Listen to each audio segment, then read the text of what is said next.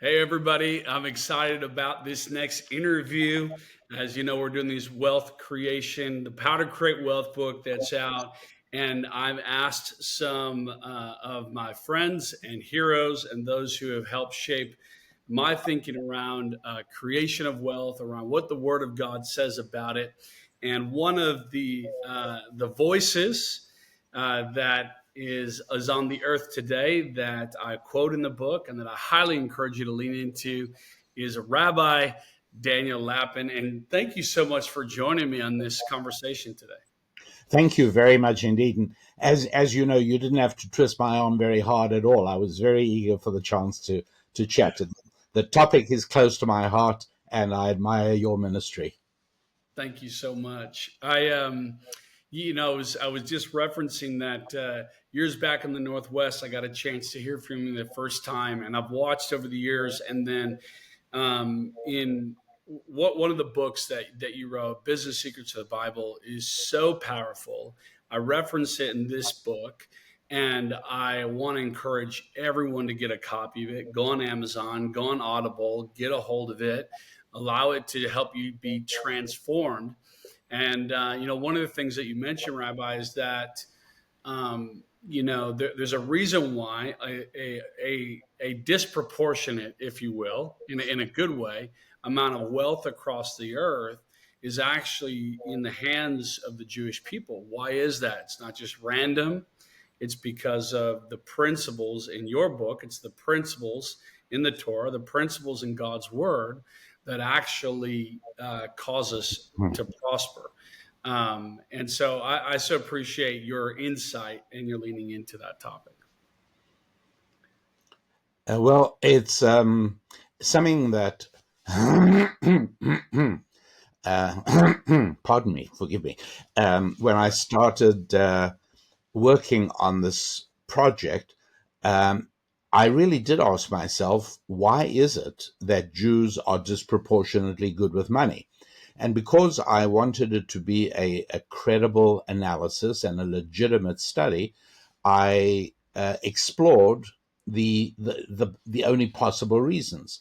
For instance, one of them is that Jews are good with money because they are intelligent. And I thought, let's check that out. And it turns out that, first of all, Jews are not the highest intelligence group. They aren't.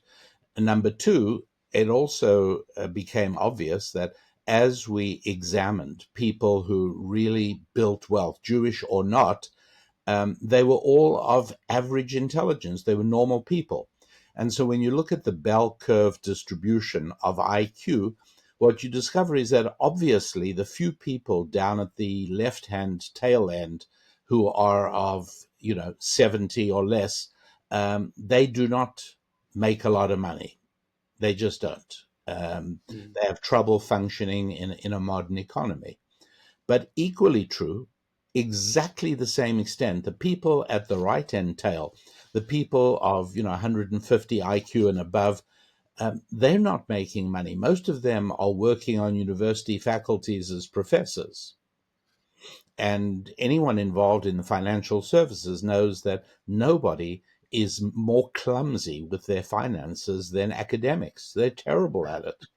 And so to disentangle wealth creation and IQ was hugely important for me. It was a big eye opener. So it wasn't that. Was it that Jews rip people off? Because some dictionaries use the word Jew as a verb, as in, hey, did he Jew you? You know, Mm. and so, but again, after interviewing nearly 400 people of not Jewish ancestry who had had lifetimes of business experience working with Jews, it was perfectly obvious that, Jews have no more and no less bad apples among them. And that the reality is that if you do acquire a reputation as ripping people off, there are just not enough people in the world to do business with because your reputation spreads very rapidly. Right. And so, people, it's not because of intelligence, not because of ripping people off. And I thought, well, maybe it's because of genetics. Yeah, I know it's a dumb racist idea, but I thought I have to explore it. You know, maybe all the Cossacks killed off all the poor Jews, and the rich Jews were able to buy their way to freedom. And Yeah, then, due to a mysterious money gene in male Jewish sperm, this gets communicated to other.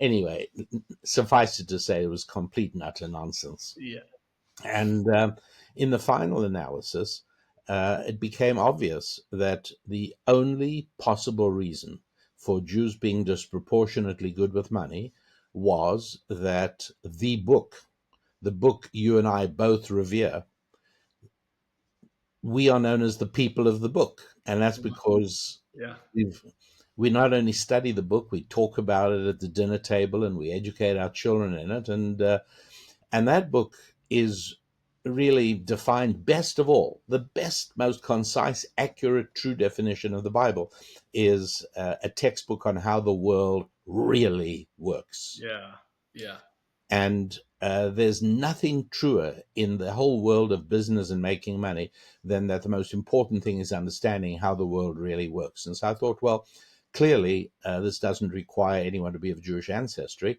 How would it be if I try and condense as many of the principles in the Torah into a single book that will allow anybody to employ the techniques and the tools and the tips that people of Hebrew ancestry have used for centuries in good places and in bad places, in good times and in bad times, to thrive economically. And that's yeah. exactly that was the genesis of my work in this field. Both my first book, Thou Shalt Prosper, as well as Business Secrets from the Bible, that you have studied so assiduously. Yes. Well, and thank you for doing the work in that. I think it's one of the things I love is as readers engage your books is that maybe if you grew up in a Christian home, you generally believe, oh yeah, God blesses people, God's good to people. But when you actually kind of dig in and start realizing, no, it's not just a random, it's not arbitrary. There are principles, there are business secrets, there are strategies that God lays out for how the world works, how business works, how economy works, right? Yes. And so there, obviously, I just want to encourage everybody get the books, right? We won't go over every element of your books, but the one of the topics I wanted to lean into that thought was so powerful is that you begin to talk about language a bit and how there are certain words in the Jewish language that, or certain words in maybe modern language that we do not have in the Jewish language, and that actually kind of begins to, or decipher and give insight. Like you said, there's no word for retirement in the Jewish Yeah. language, right? There's things of that nature that God actually gives us insight into in a few different ways. One of them on wealth and poverty, righteousness and evil, right? So maybe lean into that for a little bit, because I feel like that is such a powerful revelation for us as we're learning how to create wealth. Yeah, of course. So, um, key to the whole thing is understanding that it's not just a case of being a godly, pious person and then expecting the wealth to roll in. Unfortunately, that is as incorrect, that is as mistaken as are the people who believe in this mysterious force of attraction. Just visualize that Ferrari, and God will make it real for you. Well, that's not really how it works. And so people have often said to me, well, I don't understand. I know this person. I mean, he'd give away the shirt on his back. He cares for everybody. He's a great father, a great husband, and he's a pillar of his church, and the pastor leans on him. And, so how come he's struggling? Right. And the answer to that is, look, imagine the same pious person you're talking about. I know many people like that, and many of them are as poor as church mice. And I don't know why they say church mice, not synagogue mice, because synagogue mice are just as poor as church mice. But bottom line is, I'd say, imagine he steps off the roof of a skyscraper. And while he's enjoying this thrilling ride downwards, and he's having the time of his life for about 10 seconds, and then he hits the sidewalk, and after a few minutes, he's standing before the Lord, and he's saying, Lord, I don't get it. I'm such a righteous person. I was sure that you'd take care of me. I mean, I wanted this exciting ride, but I knew that at the last minute before I hit the sidewalk, you'd put out a mighty arm and an outstretched hand, and you'd scoop me up safely, and you didn't do that. And what is God's response? Well, it's pretty obvious. God says, you're a bit of an idiot. And I Yeah. mean, I know I created you, but I'm embarrassed because not only did I create you, but I told you to study how the world really works.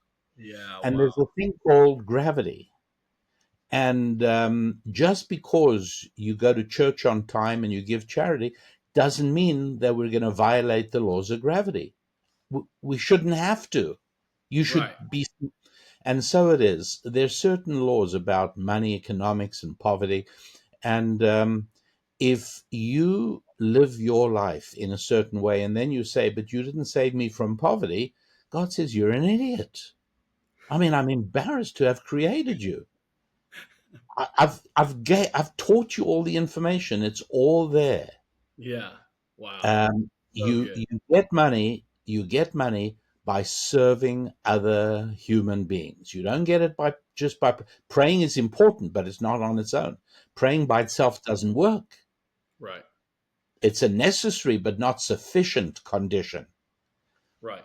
My main concern is that my creations, my human creatures should all serve one another and help one another and be good to one another.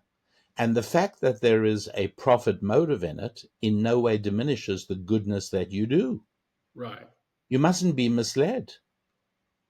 Just because you're going to benefit from serving me, I still owe you a big thank you. That's why we Americans, coming from a religious tradition, we tend to tip people. Right. Well, the housekeeper who prepared my hotel room last night and sort of allowed me to walk into this beautiful, clean hotel room, uh, yeah, she gets paid. So how come I still leave $5 on the table before I check out as Yeah. a thank you? Because whether or not she gets paid, she still did me a huge favor. Right. Beautiful. And so that was a really important part of understanding that it's whether or not you are serving other human beings. And so when we speak about retirement not being a reality in the human experience, and this is one of the reasons, I mean, sad to say, and God help us all, but people who retire generally tend to deteriorate. Yeah. And in a certain way, what is happening is God is really saying, hey, it seems to me you've stopped taking care of my other children by retiring. You're now spending all your time on the golf course. Basically, I ask myself, who needs you around anymore? Who are you doing Right. good for? Right. Yep. Whereas the person who is not retiring but working is proving that there are people who need him with his paycheck every week. Yep. Exactly. So, could you lean into, uh, for us when it comes to some of those other key areas or kind of words there, maybe even specifically one that I think is helpful around, people going to, when you ask, "Hey, what's the opposite of wealthy or rich or prosperous, right? Could you lean into some of that? Yeah. So again, the Lord's language is Hebrew, the original language of the Old Testament, and there's certain very powerful clues that are presented in the Lord's language, and one of them would be exactly on this idea that in Hebrew, it's astonishing, but important words read forwards and backwards, with the backwards meaning being the opposite of the forwards meaning. So it would be as if GOOD spells good and DOOG means evil. Well, it Mm, doesn't do that in English, but it does do that in Hebrew. And so, not surprisingly, we've got the Hebrew word for wealthy.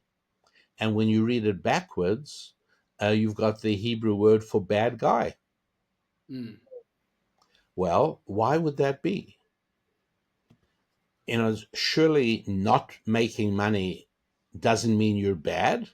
After all, many poor people are virtuous. Here, you're missing the point. God right. wants us to be, and I want to say this explicitly and clearly, God wants us to be obsessively preoccupied with caring for one another's needs. And when you do that, guess what? Money flows in. Yeah. I never pray, God, send me some money so I can make the mortgage payment next month. I always say, God, please show me some of your children who need my help. Mm. And How that's hugely powerful. important. And the money flows by itself. You don't have to worry. Find your best way of serving other people. So good.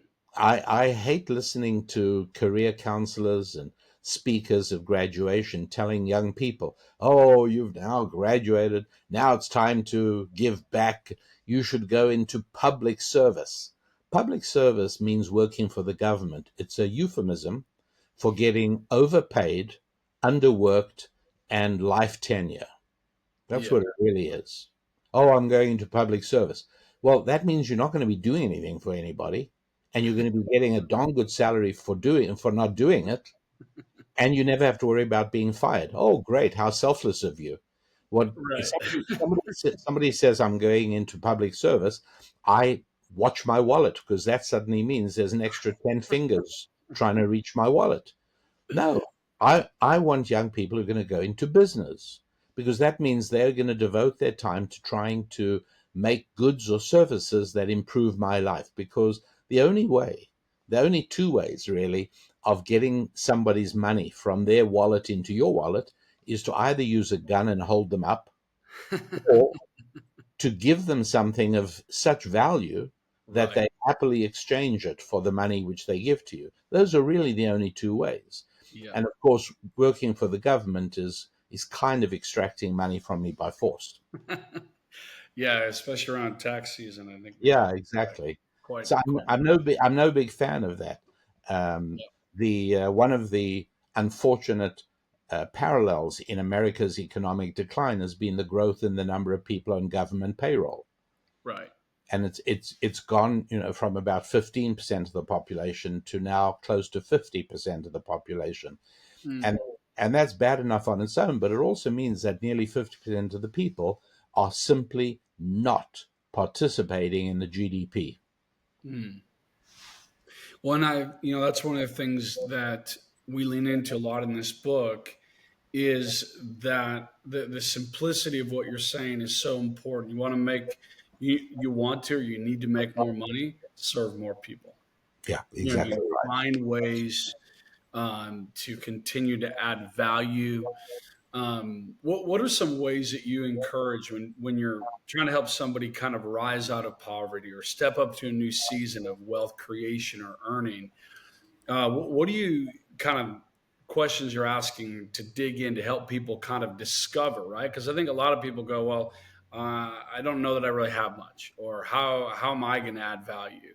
So how do we help people kind of mine out of themselves these God given resources to begin to serve people?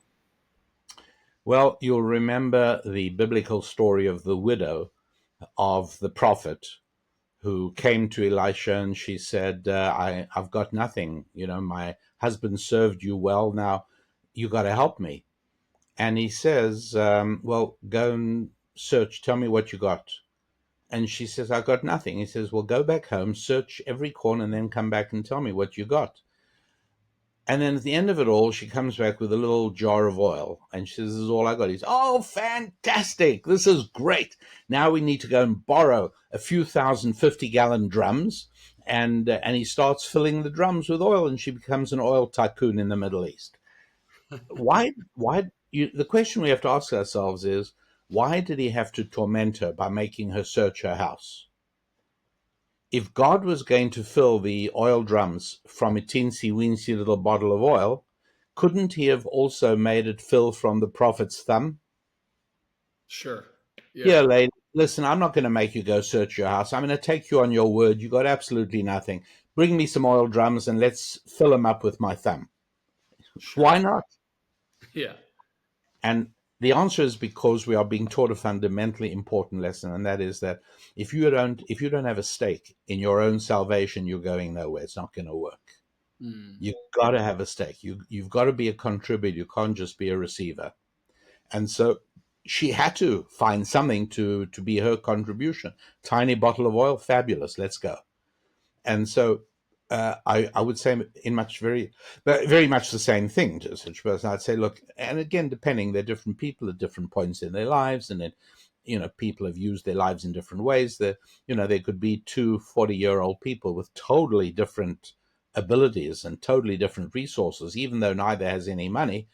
They aren't necessarily the same. So each person has to be looked at very meticulously and specifically, but we've got to find out what their assets are. What is your tiny bottle of oil? Let's figure that out. Yeah. And I accept you have no idea of it now, and I accept you don't think you have one because neither did the widow. Sure. But stick with me. We're going to find it. Yeah. And when we find it, it's going to be the beginning of the redemption, the economic salvation.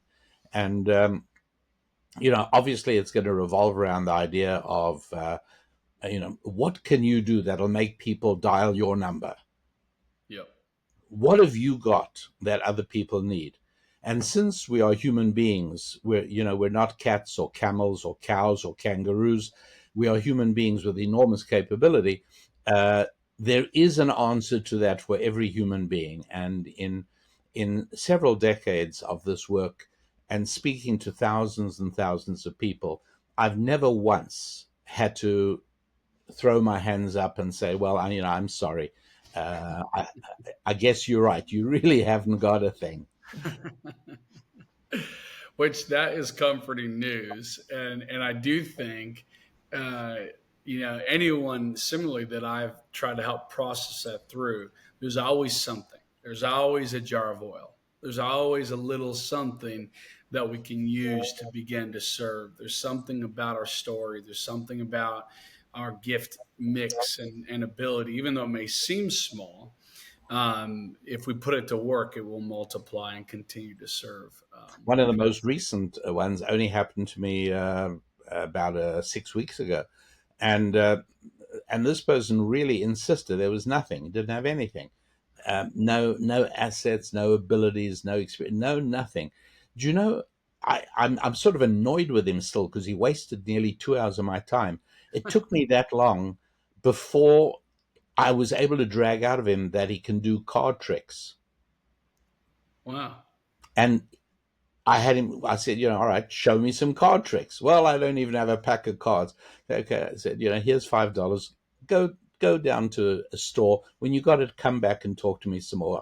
I want to see your card tricks. Well, by the time he'd done a few of them, I said to him, listen, you got to find somebody who will partner with you and shoot videos of what you're doing. You're going to teach people how to do card tricks on YouTube. Yeah. And it's only 6 weeks ago, but I already saw his second video up, and it's great because he makes even me think, hey, I could do that if I watch this video a few times. I could amaze people the way he does, and he's making money now. But it took 2 hours to get that out of him. Yeah. Well, and I think with such a scarcity, limited pie mentality that so many of us are taught with, we just don't see this flow. We don't see that God has this never-ending flow. That wealth is created. It's not just stolen from one person to the next. That it's Yes, developed, exactly. created, it's discovered. And I think we all have to come to that revelation. Part of that comes from really getting the word of God in us, understanding, listen, we serve an unlimited God. Why would he create a limited, finite inability to produce? And did he accidentally create too many humans and now we're out of supply? I mean, Right. that's a very atheistic view of God. If we It's actually believe certainly that, atheistic, but it's a view that reveals that the speaker has literally no comprehension whatsoever about how the world really works. The person is yeah, utterly clueless, because you got to remember that back in the 80s, fax machines started dropping in price and becoming accessible, and everybody wanted a fax machine. And I remember speaking at the time of my fax machine. I was so excited with it. And then in the lecture, somebody asked a question and said, "How many phone lines do you have?" And I said, "Two." And he said, "Then, and a fax line?" I said, "Yep, and a fax line." He said, "So you're using up three separate lines?" And I said, "I'm not using up three separate lines. I ordered three separate lines and I pay for them." He said, "Well, you're using up, there isn't enough copper in the world. If everybody in the world wanted three telephone lines like you, it couldn't happen." And I've heard you say that if an action were to be done by all people and it would be a calamity, then the action is illegal, immoral. I spoke of that in terms of littering. Somebody once said to me, "So what? I drop a Snicker bar on the floor. Like, what's the big deal?" And the big yeah, deal is that if everybody would do it, we'd all be living up to our necks in garbage. So that's wrong.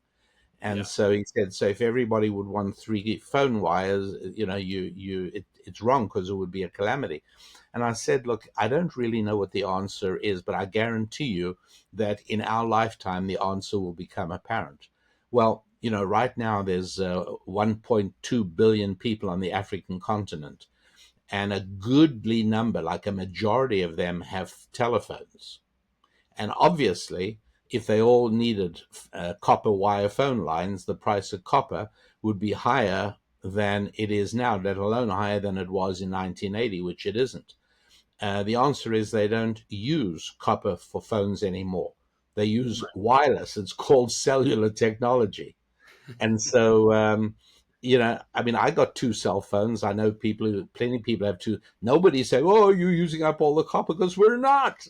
right. And so, God doesn't create shortages. Human beings imagine shortages. Mm, But we live in a world of abundance, not a world of shortage. And one of the dreadful spiritual schematics that pollutes our minds is this idea of shortage instead of abundance. mm. So well said, so powerful, because it's a premise that you build on. And if you see everything in a shortage, it changes how you interact, it changes how you do business, it changes how you speak, changes, your generosity. You know what I mean? If you feel like what you have is the last, then your ability to give and release and be generous is going to be so hindered because Yeah, you're that's always going to be living right. in fear that Yeah. you're never going to get more. Maybe talk a little bit about that area of generosity, because I know you speak into that as an important part of how we do life and how we serve each other Right. as well. Well, there's two completely different lenses through which we can look at generosity and charity. One is the purely narrow religious one, and that is you must be a charitable person, and God says, give away 10% of what you get, done, finished, I got it.